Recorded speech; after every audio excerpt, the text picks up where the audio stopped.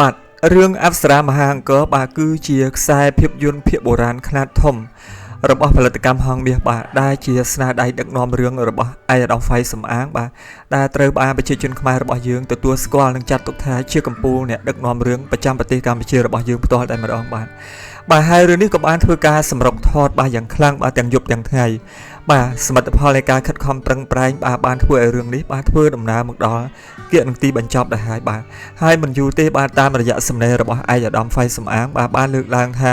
បាទនឹងត្រៀមខ្លួននៅក្នុងការបង្ហាញនៅផ្ទាំងទស្សនីយភាពសម្រាប់បម្រើជូនទៅដល់អារម្មណ៍របស់ប្រិយមិត្តពុកម៉ែបងប្អូនដែលជាអ្នកនិយមគាំទ្រភាពយន្តភាគខ្មែររបស់យើងបាទជាពិសេសគឺភាពយន្តភាគបុរាណ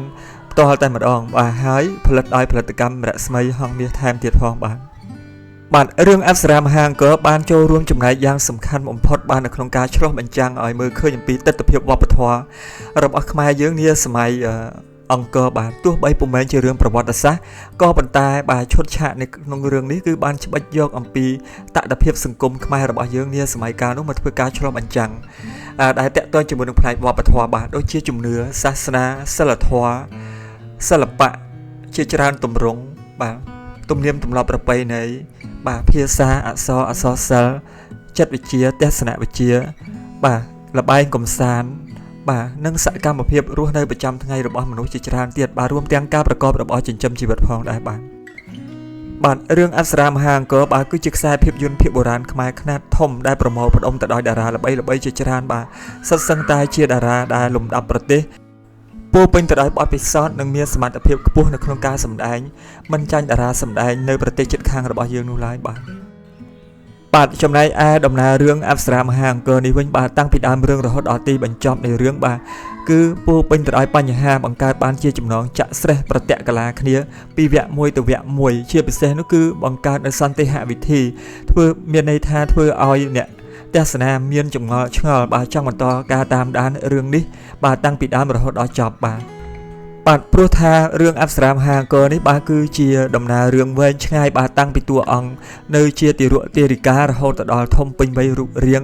បាទរហូតដល់ចូលរួមនៅក្នុងការប្រកួតប្រជែងដើម្បីដណ្ដើមតំណែងជាតួឯកអប្សរានិងដណ្ដើមតំណែងជាជើងឯកអក្សរសាស្ត្រប្រចាំព្រះនគរ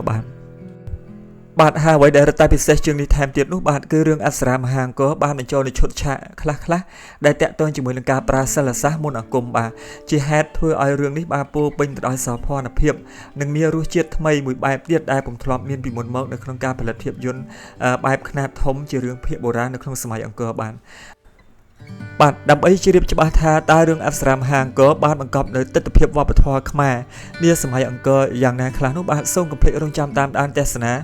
រឿងអប្សរាមហាអង្គរដែលនឹងត្រៀមចាក់បញ្ចាំងនៅក្នុងពេលឆាប់ខាងមុខនេះបាទក៏ប៉ុន្តែខ្ញុំពុំទាន់អាចកំណត់បានថានៅថ្ងៃខែឆ្នាំឲ្យពិតប្រាកដដល់ឡើយនោះទេបាទគ្រាន់តែអាចជូនជាដំណឹងថាបាទរឿងនេះកំពុងតែធ្វើដំណើរទៅដល់ទីបញ្ចប់ដែរហើយក្រុមការងារបាទនឹងខិតខំប្រឹងប្រែងធ្វើយ៉ាងណាដើម្បីឲ្យរឿងនេះបានកាន់តែ